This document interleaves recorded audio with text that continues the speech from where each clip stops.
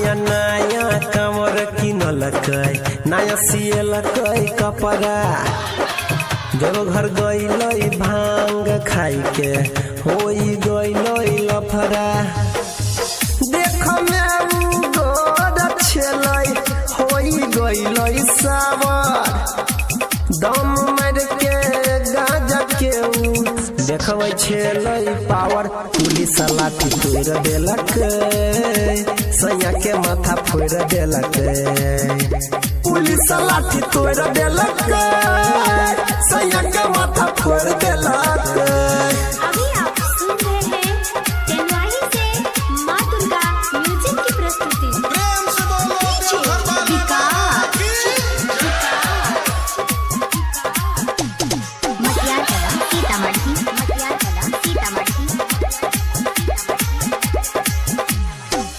पोटरी में बांधने रहे भांग और धथुरा लाग रहिया में खाई लेलक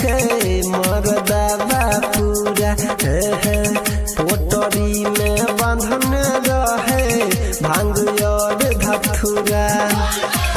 बोलबम जैसी बोलत रहे जिया गेल हमारा जुड़ा साथी संगति कर लफुआ रहे मन देलक घूरा की हाथ के मटोर देलक सैया के माथा फोड़ देलक पुलिस लाठी तोड़ देलक सैया के माथा फोड़ देलक। अभी आप सुन रहे हैं टेनवाही से माँ दुर्गा म्यूजिक की प्रस्तुति।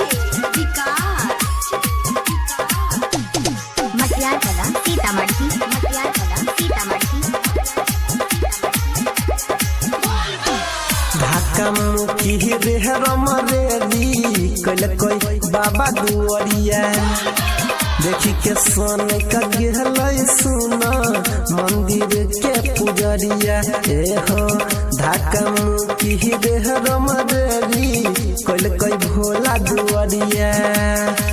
राइटर पंकज अनिल यादव से हो खोई लगेला कोई के मरिया नशा में रहे हमरो सजनावा खींचलेला कोई भीतरिया भोला पजला ढार देलक सैया के माथा फोड़ देलक पुलिस लाठी तोड़ देलक।